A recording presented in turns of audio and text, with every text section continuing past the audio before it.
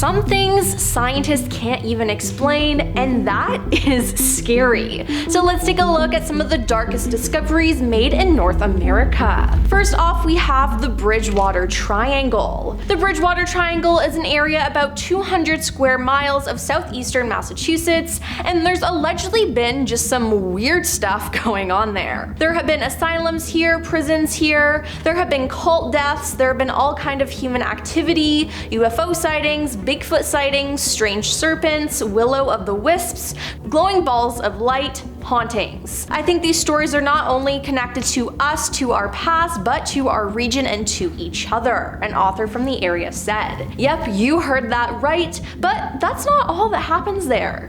Giant birds or pterodactyl-like flying creatures with wingspans up to 12 feet are claimed to have been seen there. Now there are also the Native American curses. According to one story, Native Americans had cursed the swamp centuries ago because of conflict with colonial settlers. A revered object of the Wampanoag people was lost during King Philip's War. Legend says that the area owes its paranormal unrest to the fact that this belt was lost from the native people. Now, why do all these things happen at this location? People have no clue, but there's definitely something weird going on here for sure. Next up is the Mexican Altiplano metal balls. Hundreds of strange metallic-looking spheres of unknown origin and purpose have been discovered by archaeologists exploring the ruins of ancient Mesoamerican temple in Mexico. The spheres were uncovered by camera equipment robotic exploration rover on the floor of two previous sealed underground chambers in the Temple of the Feathered Serpent. Now they are thought to be at least 1,800 years old and are about 1.5 to 5 inches in size. Their cores are made up of clay and other unknown organic materials, while their surfaces are covered in pyrite, also known as fool's gold, giving them a sparkly yellow coating. Now these spheres are thought to be offerings of some kind, as the temple was used by priests, but for now no one can establish their function because it is an unprecedented discovery, said archaeologist George Zalva. Moving on to the Centralia Fire. The Centralia mine fire is a cold steam fire which has been burning in the labyrinth of abandoned coal mines underneath the borough of Centralia, Pennsylvania since at least May 27th, 1962. Yeah, a fire burning that long, it does not sound too good.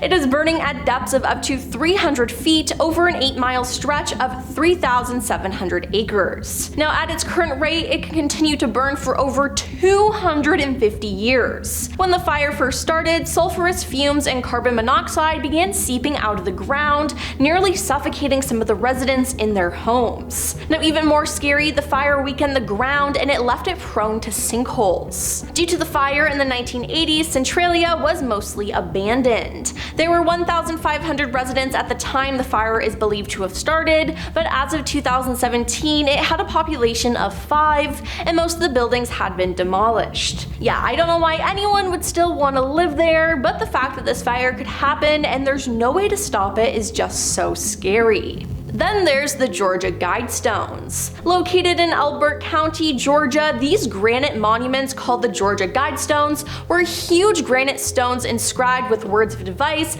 that the author intended to guide humanity forward. Now the creator wanted the stones to function as a compass, calendar, and clock. Meant to rival Stonehenge, R.C. Christian thought the Georgia Guidestones were superior because they had a message to communicate. The following inscriptions were sandblasted deep into the granite. Maintain humanity under 500 million in perpetual balance with nature, guide reproduction wisely, improving fitness and diversity, unite humanity with a living new language, rule passion, faith, tradition, and all things tempered reason, protect people and nations with fair laws and just courts, let all nations rule internally, resolving external disputes in a world court, avoid petty laws and useless officials, balance personal rights with social duties, prize truth, beauty, love, seeking harmony with the infinite, and be not a cancer on earth, leave room for nature, leave room for nature. Now the Guidestones were written in 8 different languages across 6 granite slabs.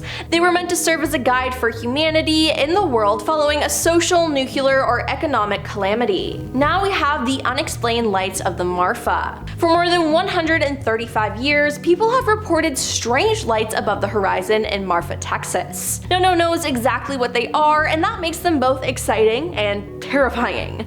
Now, the first sighting was in 1883 when a young cowhand named Robert Reed Elson saw a mysterious dancing light as he was driving his cattle through the plain. Since then, pretty much everyone has reported seeing the pulsating, colorful balls of light along an uninhabitable stretch of prairie southeast of Marfa known as the Pasano Pass. Now, there's no way to predict when or where the lights will appear, but the glowing orbs generally form fewer than 30 times a year, usually just after the sun sets or rises. Now, some say the lights are roughly the size of basketballs and dart widely across the desert or hover as they pulsate. Others say the spheres appear colored as they twinkle in the distance. Sometimes they're red, other times they're blue, yellow, or white. Often, a second orb will appear to split, merge, float, or melt into the first, and I just need to know, what are these things?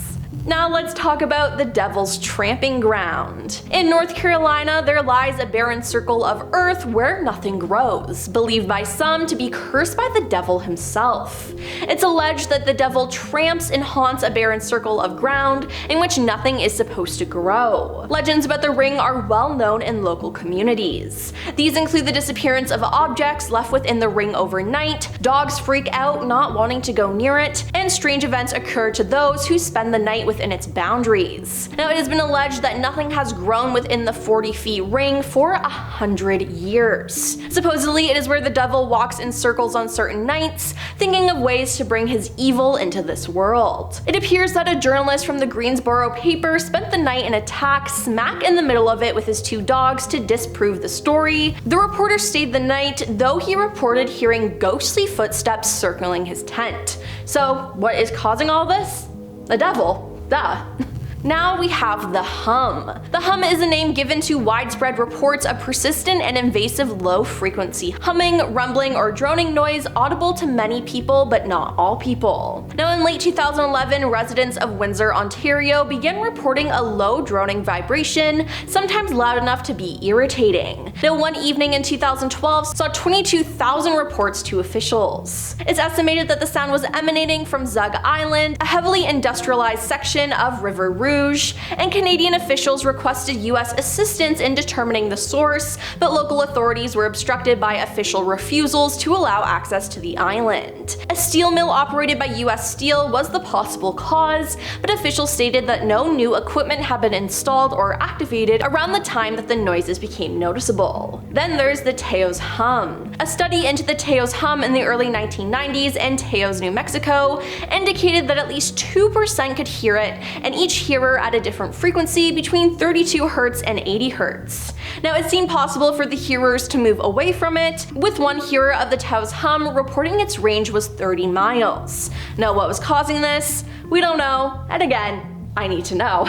On to the Oak Money Pit. The Oak Island Money Pit is a mysterious site on Nova Scotia's Oak Island that has long been rumored to contain buried treasure. The legend of the Money Pit dates back to 1795, and what began as an innocent exploration quickly became a massive treasure hunt, with hundreds of searchers excavating the island for over 200 years. The Money Pit has been dug down more than 200 feet, but many believe the treasure lies much more deep as 500 feet. Now, as diggers have gone deeper, they've encountered multiple booby traps, such as flood tunnels and stone plugs designed to protect whatever lies at the bottom. So far, the only artifacts that have been discovered are 2 links of gold chain and a stone inscribed with the letters VI and C, which some believe stands for Viva Cristo. Now, despite these discoveries, the mystery of Money Pit remains unsolved. Many believe it contains a great treasure, while others think it may be a hoax. While hundreds of theories have been proposed, from hidden pirate booty to ancient Native American artifacts, no one knows what lies at the bottom of Oak Island Money Pit, and I'm not sure we ever will.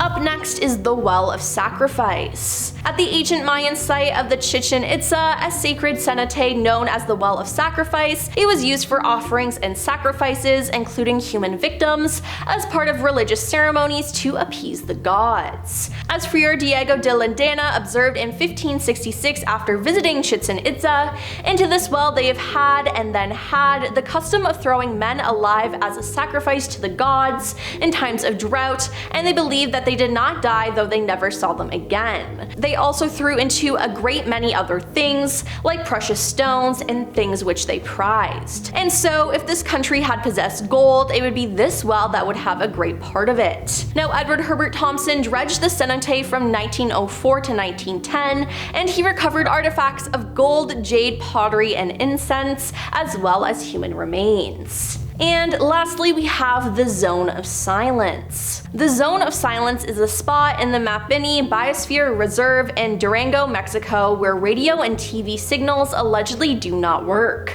The name was only assigned to this place in 1966 when oil company Pemex sent some people to explore the area. The expedition leader, Augusto Harry de la Pena, encountered problems with his radio, giving it the name. In 1970, an American missile fired from the White Sands Missile Base somehow went off course and landed right in the middle of the reserve, 400 miles south of its intended target. Since then, similar stories have been reported by residents and tourists alike. In the 1930s, a Mexican pilot named Francisco Sabera said that his radio failed to function when flying over the zone. Now, aside from radio signals, telecommunication signals also seem to fall within this area. There are also reports that compasses turn out of control when positioned near the stone on the ground. Large meteorites also landed near the Zone of Silence, and several theories have been made trying to explain these phenomena, but people think it has something to do with some sort of paranormal activity. Well, that's all for our list of the top 10 discoveries in North America scientists are afraid of. Now, have you heard of any of these discoveries, and do they freak you out? Let us know in the comments down below, and don't forget to like and subscribe to our channel.